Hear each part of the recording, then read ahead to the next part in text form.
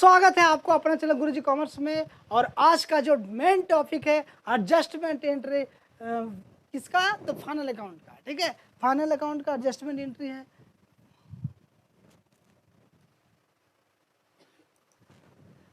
तो चलिए 16 पॉइंट से हम लोग यहाँ पर स्टार्ट करेंगे। इसके पहले मैं 15 पॉइंट बताया है, प्लेलिस्ट में जाएंगे, आप देखेंगे।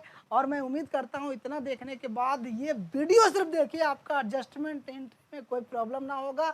और ये प्रॉफिट एंड लॉस में जो एडजस्टमेंट है वो आप सीख जाएंगे, एक झटके में सीखेंगे। आपको कोई तरह से एक्स्ट्रा एफर्ट लगाने की जरूरत नहीं है, क्योंकि आपके साथ आया है गुरुजी कॉमर्स। ओके, तो चलिए 16 में दिया हुआ goods distribution distributed as a free sample. यहाँ पे क्या करते हैं,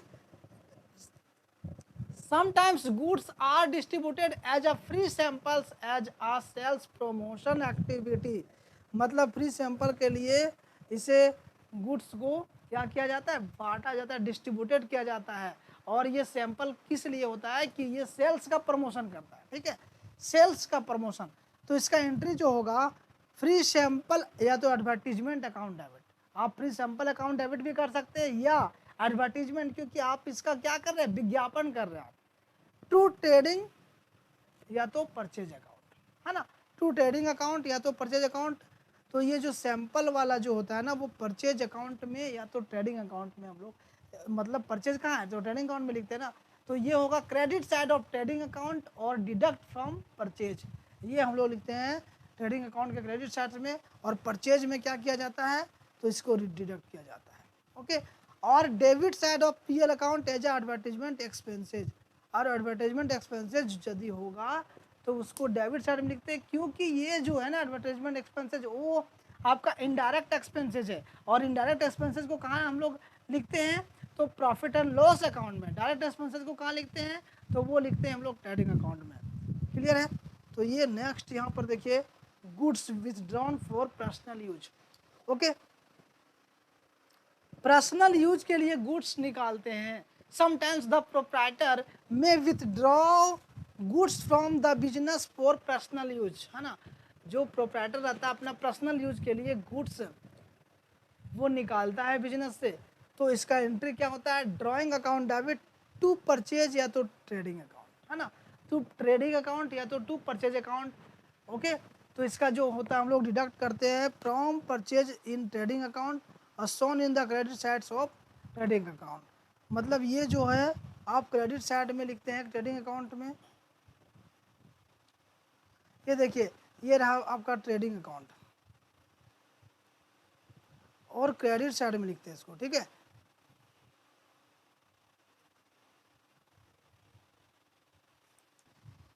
तो देखिए यहाँ पे आप दो कंडीशन अप्लाई कर सकते हैं। पहला कंडीशन है क्या कि हम लोग यहाँ पे देखिए टू में परचेज लिखते हैं ना, तो परचेज में डायरेक्ट यहाँ पे ड्राइंग को लेस कर सकते हैं। ओके, यहाँ पे क्या था, ड्राइंग में आपने गुड्स, तो गुड्स को यहाँ पर लेस कर देंगे। ओके, और यदि हम यहाँ पे लेस नहीं करेंगे तो इधर हम डायरेक्ट यहाँ पर लिख देंगे गुड्स बाय में, है ना। तो यहाँ पे आपको लिखना होगा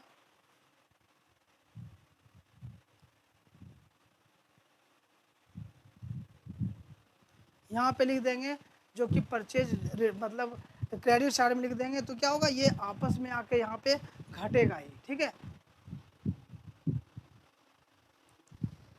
तो क्या होगा, आप एक जगह ही रखना है। ठीक है, दोनों जगह मैं यहाँ पे बता दिया आपको कि दोनों जगह आप में एक जगह रख सकते हैं, या तो आप यहाँ पर लेस कर सकते हैं, यहाँ यदि लेस नहीं करेंगे तो आप यहाँ पर लिख सकते हैं। ठीक है, ये क्लियर है। अब यहाँ पर हम लोग ट्रेडिंग अकाउंट में करते हैं, लेकिन बैलेंस शीट में कहाँ लिखते हैं, तो देखिए बैलेंस शीट में कैपिटल, है ना, कैपिटल में क्या होता है, इसी में डिडक्ट किया जाता है। कैपिटल में डिडक्ट किया जाता है कि यहाँ पर डिडक्ट करने के बाद हम लोग बाहर में लिखते हैं। ठीक है, ये समझ में आया आपको। नेक्स्ट है डेफर्ड रेवेन्यू एक्सपेंडिचर। ठीक है, तो डेफर्ड रेवेन्यू एक्सपेंडिचर क्या होता है ये भी मैं आपको बताया है, आप प्लेलिस्ट में जाएं, आपको पूरा क्लियर इन्फॉर्मेशन मिलेगा।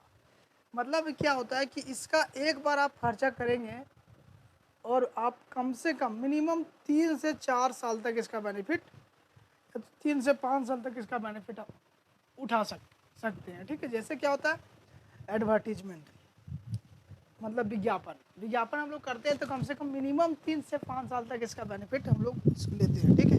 ओके, तो इसका जो एंट्री होगा वो एंट्री किस तरह से होगा, profit and loss account to expenses account, क्योंकि ये प्रॉफिट, ये इनडायरेक्ट एक्सपेंसेज है ना, ये एडवर्टीजमेंट जो है, एडवर्टीजमेंट क्या है, तो एडवर्टीजमेंट आपका इनडायरेक्ट एक्सपेंसेज है, तो ये प्रॉफिट एंड लॉस अकाउंट में लिखते हैं, और डायरेक्ट एक्सपेंसेज रहता है तो कहाँ लिखते हैं, ट्रेडिंग अकाउंट में।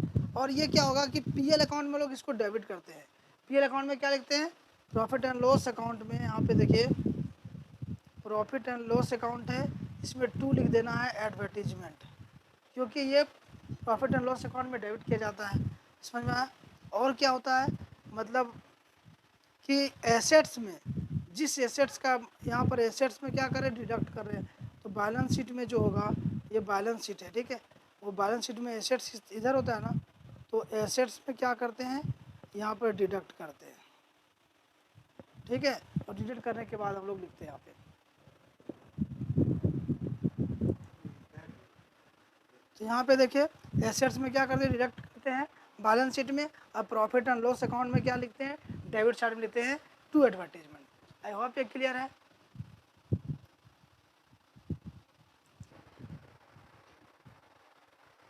नेक्स्ट है यहाँ पे गुड्स ऑन सेल और अप्रूवल बेसिस, है ना, ये क्या होता है, when goods are send to customers on approval basis and consent is not received till year end, it can not be treated as a sales, hence it requires adjustment entry, entry will be reversed.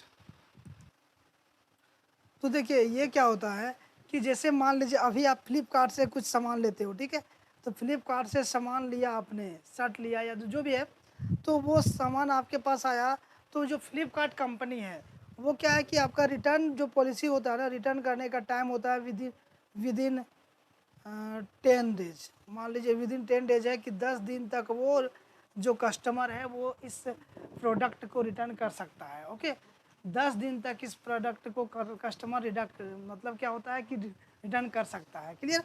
तो वो अपने account में, है ना, वो अपने account में क्या करेगा, वो अपने अकाउंट में इसको sales account debit to debtors account का एंट्री करेगा विथ सेल प्राइस पे, समझ में आया। लेकिन जब वो कंप्लीट 10 दिन कंप्लीट हो जाएगा, मतलब वो रिटर्न नहीं होगा, तब इसका एंट्री करेगा stock account debit to trading account at cost में, क्लियर।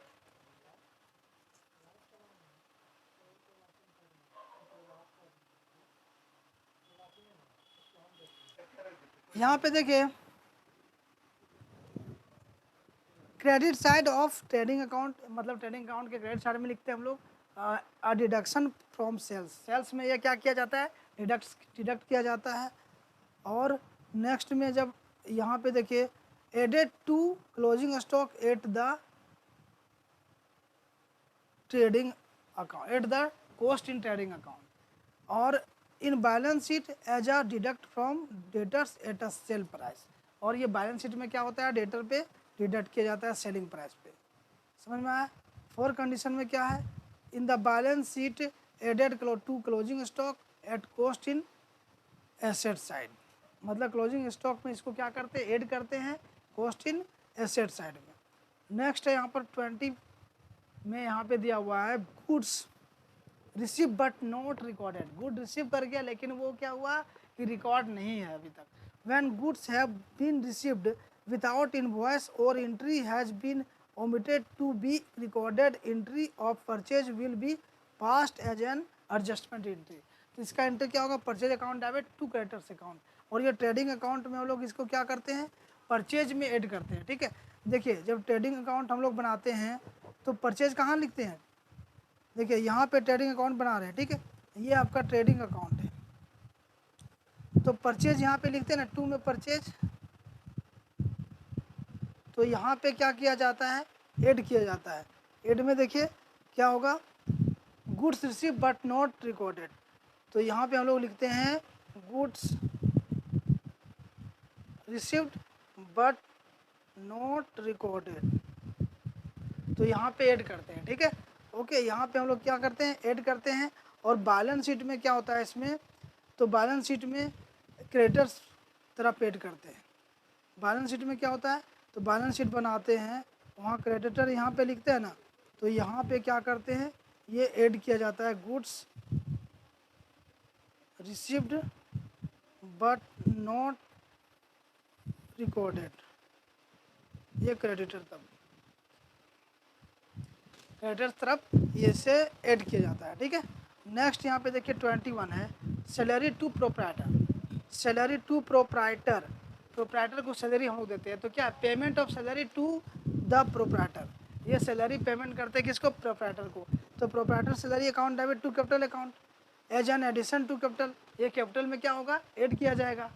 ओके, ये कैपिटल में ऐड किया जाएगा। नेक्स्ट है रिजर्व फंड। तो रिजर्व फंड क्या होता है, reserve fund is credited by appropriating profit out of profit and loss account. तो ये क्या होता है, profit and loss account to reserve fund account, क्योंकि प्रॉफिट एंड लॉस अकाउंट के डेबिट साइड में लोग लिखते हैं reserve fund, debit in PL account, so reserve full fund in the liability side of balance sheet. Reserve fund हम लोग कहाँ लिखते हैं, तो बैलेंस शीट के लायबिलिटी साइड में लिखते हैं। ये क्लियर है।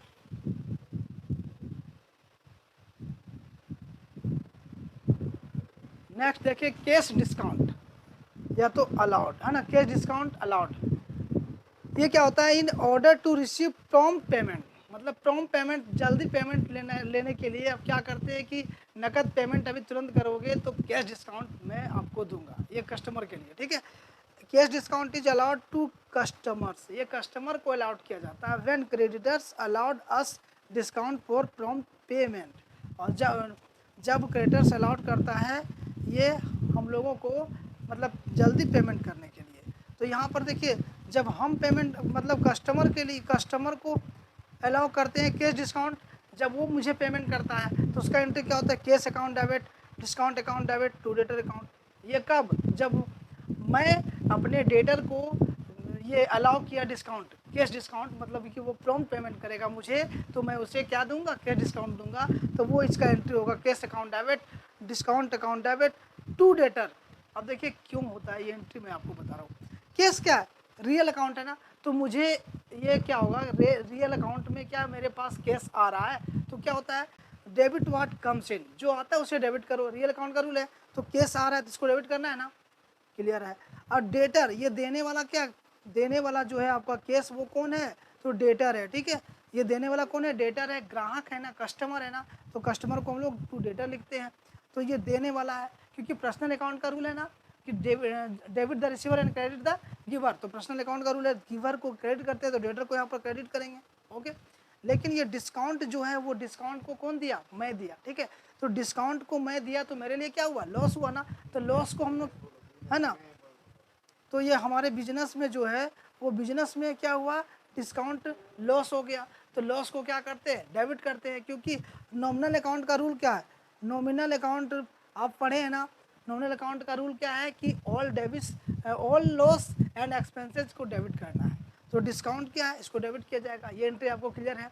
अब नेक्स्ट देखिए, जब कैश डिस्काउंट मिलता है हम लोगों को, मतलब कंपनी को डिस्काउंट मिलता है कब, क्रेडिटर से, जो क्रेडिटर मेरा क्रेडिटर, मान लीजिए जो बिजनेस का जो क्रेडिटर है वो क्या कहता है कि प्रॉम्प्ट पेमेंट तुम करो तो तुम्हें कैश डिस्काउंट मिलेगा। ठीक है, तो इसका एंट्री क्या होगा, क्रेडिटर अकाउंट डेबिट, क्योंकि मुझे करना है ना, मतलब ये बिजनेस को पेड करना है, तो बिजनेस को पेड करना है तो किसको पेड करना है, क्रेडिटर को पेड करना है, तो creditor account debit, creditors account debit to cash account to discount account, क्योंकि यहाँ पे डिस्काउंट टू में क्यों होगा, क्योंकि मिला है डिस्काउंट, किसको, बिजनेस को डिस्काउंट मिला है, तो ये क्या इनकम है बिजनेस के लिए ना, तो इनकम को क्या करते हैं, क्रेडिट करते हैं।